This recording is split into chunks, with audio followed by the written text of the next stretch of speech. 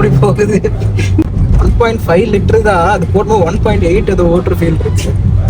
Throttle லேசாக தான் தொடுறேன், தொட்டாலே 40க்கு ஏறுது, 40-50க்கு.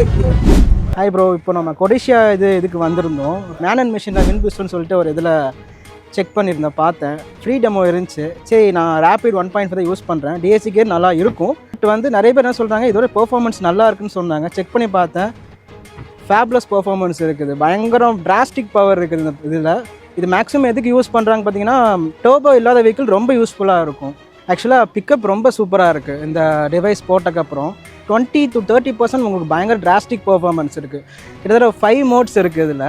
ஒவ்வொரு மோட்லையும் கிட்டத்தட்ட ட்ராக் மோட்னா ஃபேப்லஸ் பயங்கர பெர்ஃபார்மன்ஸ் இருக்குது ட்ராக் மோடில்.